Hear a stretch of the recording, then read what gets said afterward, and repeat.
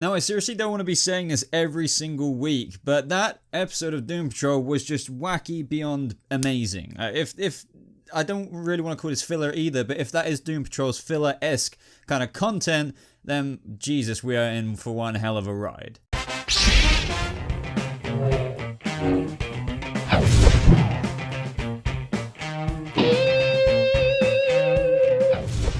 What is up, Doom Patrollers? Welcome to a brand new review for Doom Patrol Episode 4, Cold Patrol. And honestly, I thought maybe at some point this season, and I know we've got like 11 more episodes to go, it would be starting to get down to a bit of normalcy, enjoyment level stuff. But no, they just keep scaling it up. This, I don't know, this is definitely one of my favorite episodes. I need to really think about it clearly, but this episode was just so spontaneously wacky. It was exciting. It was brand new. It was Doom Patrol, as I've said before, to a T, with all of these different elements that it was the last thing I expected to see in this episode. For a second there, I thought we were honestly going to go on to find Chief a bit more, because we got to that point in the episode where, we had that briefing from the team leader, Cyborg, if you will, talking about the 37 different known dimensions at the minute and which one Chief could possibly be in or whatever.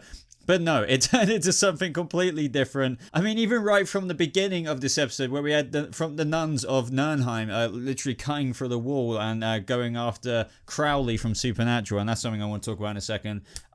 It was just like, okay, we're in for one heck of a ride. Not even to mention a freaking singing horse. But before I get into the specifics of this episode, guys, be sure to subscribe to this channel if you're brand new for more Doom Patrol coverage just like this. And of course, crush that thumbs up button. It really does mean a lot to me, and it really does help this video get out there just that little bit more. So thank you if you go ahead and do that. But let's get right into this review, because there's so much to talk about, even though this was like a 10-minute plus shorter episode. So I think I may have seen this before, because it wasn't totally surprising about Mark Sheppard being in this episode. Anyway, it was kind of a surprise at the same time when I first saw it, but I was so happy with it. I don't know if you guys, all of you have watched Supernatural. Some of you, of course, have. His character name is Willoughby Kipling, and I felt like he really was the Constantine of this episode. I mean, he's going to be in the next episode as well, because I believe this is like a part 1 of 2. And, who knows, he could factor into that main storyline with Niles Calder finding the Chief again. I think, after they figured out this whole Nirnheim business, they will be going back to focusing on that main storyline. But essentially, this whole episode was about the cult of the unwritten book, trying to bring about the end of the world. At the beginning, where it's a bit inconspicuous, it's like, what the hell is going on? But just on a side note, I like how Robot Man woke up with Crazy Jane, or should I say Baby Doll. I think it was Baby Doll. Just adding more to that dynamic of those two. Like, even when they were in Nirnheim, jumping to that bit just very quickly, and they were showing the perceptions and like different realities, if you will, of, well, just the way they perceive each other. Like, it showed how Robot Man saw Crazy Jane as his daughter, and I just found that quite interesting, because I've pointed that out anyway, and I don't think he strictly sees like Crazy Jane as his daughter, but at least he definitely is standing in as that parental figure, if you will. And even though not every personality, shall we say, gets along with Robot Man, like Hammerhead and stuff, there's definitely a couple, I think, who do, like, for example, Baby Doll, and maybe even Jane herself. Now, I've said this before, and I'll say it again. The reason why I love Doom Patrol is because, well, it is definitely my kind of TV show out of all superhero. I've said this in my first review. I love the dysfunctional family aspect to it, the band of superhero freaks, if you will, but I've not got very versed into the comics myself. I'm currently going through a few of them on the DC Universe, but what I find so pleasantly fascinating about this show for me is seeing all of these storylines that I'm not mega familiar with myself come into the show, and that was the Book of the Unwritten. So we had Willoughby Kipling come to Doom Manor, like, looking for Niles, because he really needed that help with stopping the cult of the unwritten book, because if they don't, the world will literally end. And that we kind of do get to that breaking point by the end of this episode, which was very pleasantly surprising for me as well, because I thought it would actually be a cool little filler episode wrapped up by the end of this, but no, like, we're still continuing this on into next week's episode. So Willoughby Kipling is also a part of the Knights Templar. He's obviously known Niles for quite a while. I also like how in this episode as well, when Cyborg and Willoughby, or should I just say Kipling, are kind of disagreeing on how to, conclude this story. So essentially, Kipling just kind of wants to kill Elliot, because then it'll just be nipped in the bud, but Cyborg is like, no, we've got to end, find some other way of ending this. But then they got onto the discussion of the two different sides of Chief. Like, Cyborg knows this good version of Chief who looks after the Doom Patrol family, but like how we've discussed in previous reviews, there is more to the Chief than what probably most of the Doom Patrol members are actually aware of, and that is the side that Kipling has seen, the guy who has made decisions that will haunt him for the rest of his life, but necessary ones. And sometimes that is quite frequent in some characters out there in the comics, and that's definitely a side to Chief I'm very much so looking forward to see. But honestly, just love this storyline in general about the cult of the unwritten book in this episode.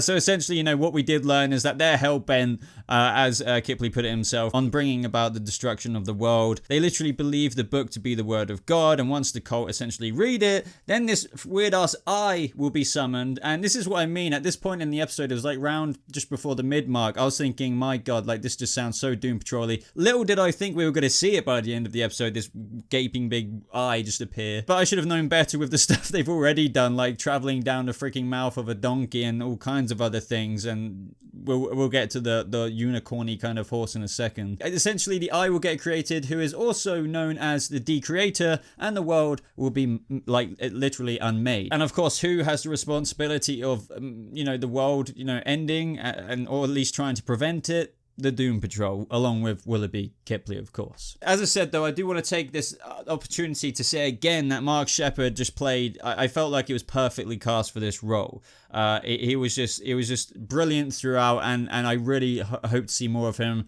throughout this series. As I said, we know he's in the next episode, but who knows how involved he might be this season in terms of helping them find Chief after all of this. But this is where things got even wackier, and that's when they needed to consult the Oracle in terms of finding the book of the unwritten freaking whatever, and that is Elliot. And so they literally summoned this kind of horse or unicorn. Was it a horse or was it a unicorn? It kind of reminded me of a unicorn because it literally had like this freaking huge ass nail or something in the middle of its head. But either way, it told them kind of like what to do, or like, basically this kind of weird, vague prophecy. And he literally ended it on the whole, because I've been to the desert on a horse with no name. It was just, I was laughing out loud at that point. And I can't believe I'm saying this out loud, but essentially they open a door to find Elliot through Kipling smoking the ashes of Michelangelo.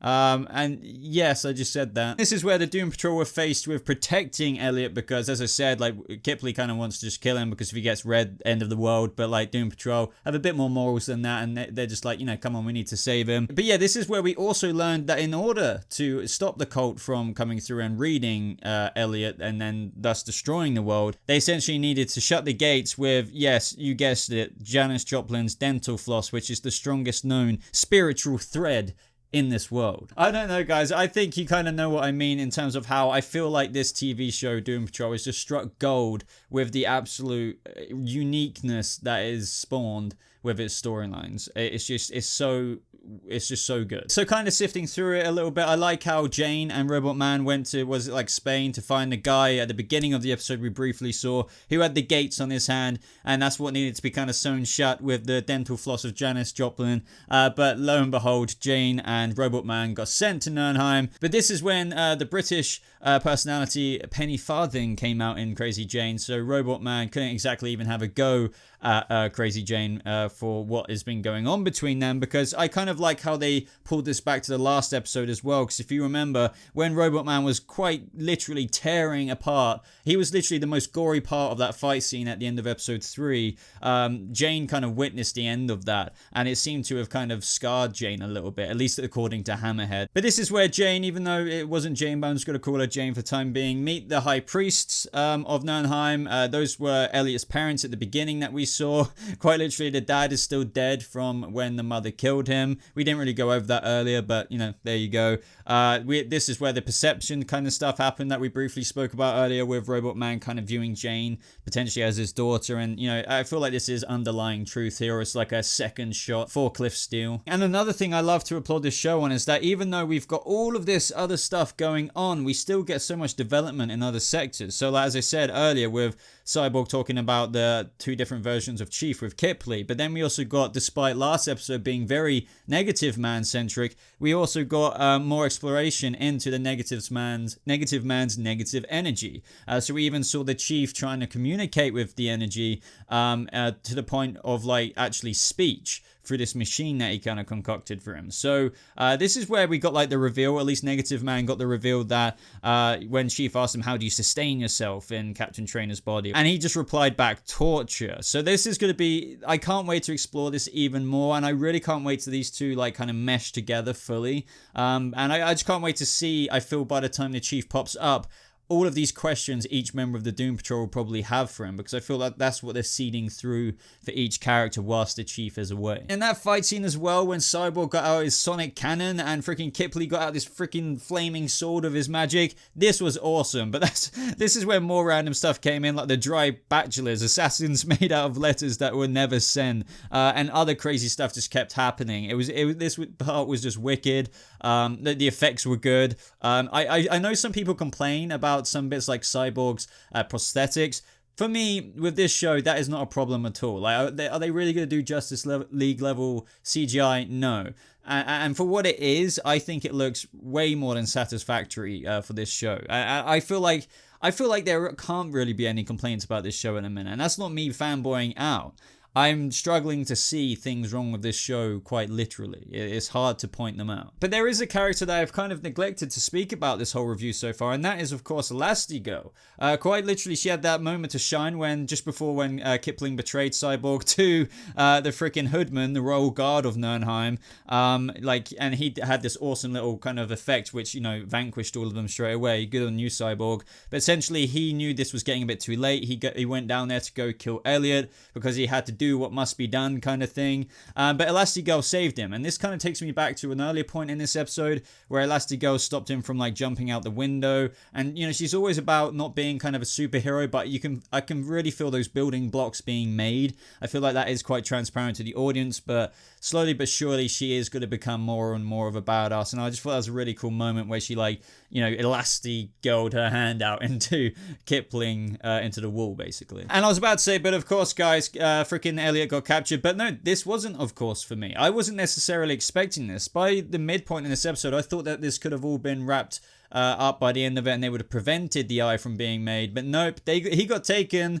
Elliot got red. The eye got freaking spawned in the freaking sky. It sounds like I'm making up something nobody would attempt to make on a TV show, but this literally happened. I mean, I trust that you know this because you're watching this review. And yeah, this is going to carry on in the next episode, because that eye, also known as the Decreator, is going to unmake everything in the world. So this is just fantastic, guys. I know I've been kind of... It feels like I've been spewing a load of random crap this whole review because of the sheer stuff I've had to talk about and random stuff. But that was such a pleasantly surprising episode. And what I mean by surprising is that it's not that I didn't think it would be good, but I did not expect that. I don't know what else to say. And the fact that it's going to carry on to the next episode as well really makes me happy. And seeing where that goes, seeing how this builds the Doom Patrol into more of the kind of dysfunctional family yet superheroes that they are. I think in summary, guys, this show just never fails to disappoint me. Even when my expectations are high, they just go sky high. Like last episode I said was a really good episode, fantastic, but maybe not as good as the first couple, but that really is just almost hard to say because it was still amazing. But this episode 4, just, overtook the past few. Like, I don't even know where to rank it right now because I just love that episode so much. So I'd love to know what you guys thought of this episode down in the comments below. Was there anything I missed? There probably was. I just felt there was so much for me to get through, and I don't want to make this usually longer than 20 minutes if I, can help it. So let me know your thoughts on everything down in the comments below. Did you like seeing Mark Sheppard in the show as much as I did? Did you like all the other random-ass wacky storylines that they added into this with Nurnheim as well? But other than that, guys, I'm going to have to call it now. So like this video, especially if you got this far. Subscribe to this channel if you're brand new for more Doom Patrol coverage just like this. Links, as always, are in the description down below to social media, Patreon, Boba merch, get your Boba hoodies or like whatever you see on the store. There are t-shirts and other things as well. But thank you so much for watching, everybody. I hope you have a lovely rest of your day and keep on Doom Patrolling, Doom Patrollers. See you in the next video.